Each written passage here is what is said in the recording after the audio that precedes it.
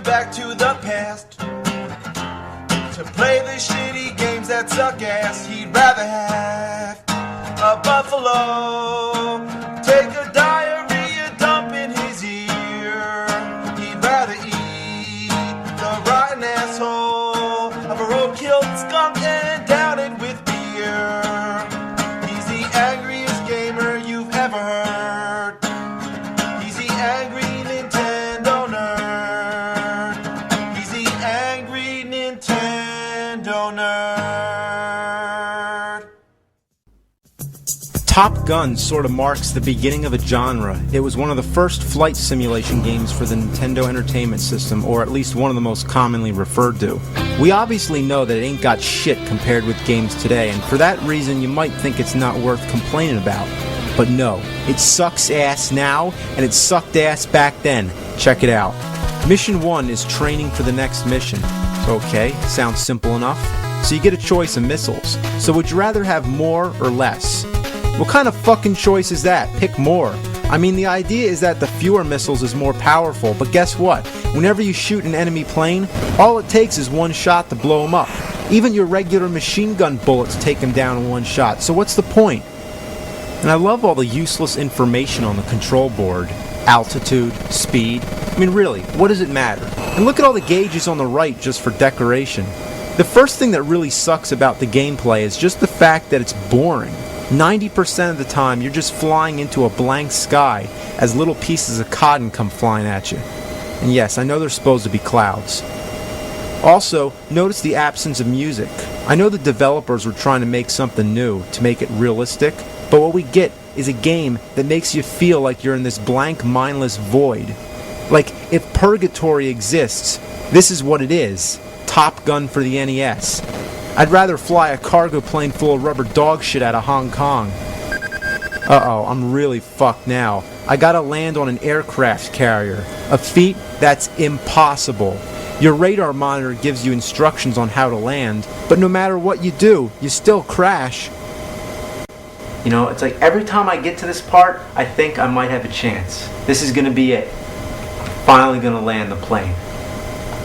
Speed down. Left, left, speed up, right, right, speed up, speed down, left, left, speed up, speed down, up, up, up, up, I'm hitting up.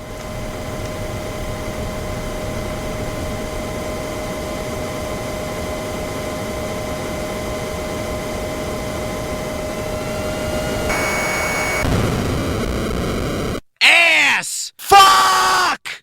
It's impossible. I mean, why is it so hard? I mean, I guess because they were trying to make it realistic, like if you were actually trying to land on a real aircraft carrier, but I highly doubt that any of this game is like really flying a plane. So even though I crashed, it only takes a life away and it still lets me continue to the next level. Mission 2, destroy an enemy aircraft carrier. Alright, fine. As long as I don't have to fucking land on it. Now the only difference with the second level is that you're below the clouds and you can now see the water. Basically it's just a darker color blue than the sky. But stay the fuck away, there's battleships that shoot the shit out of you. You're best off just flying into the sky the whole time. Now halfway through this level your fuel starts to run out, so this refueling plane comes and then you have to control its nozzle. So just like landing the plane, this is impossible and I've never once done it. You just have to be lucky. I mean, your accuracy has to be 100% perfect. And really, I don't have a fucking clue how it works. Down, down, speed up, down, down, left, left, up, up, speed up, left, left, down, down, up, up, and left, left, right, right, up, up, left, left, down, down, up, up. What the fuck? What was I supposed to do? Now look at the plane. It just goes away like fuck him. I mean, they just leave you out here to die. At this point it should just say game over, but instead it allows you to play for a little longer, which is pointless. You're done for. The refueling plane doesn't come back, and within minutes your fuel runs out and you finally lose. And that's as far as I ever got. What a shitload of fuck. This game chews turds. This game sucks your balls off and spits them up your ass. Now I know there's only 4 levels in the game, so it's kind of the same deal as Karate Kid. It's a short game, but it's as hard as a fucking T-Rex's shit. Now, because I've never passed that refueling plane, I've never seen the last 2 levels. So what I've decided to do here is to create my own version of what I think the last 2 levels may be like. Mission 3, blow shit up.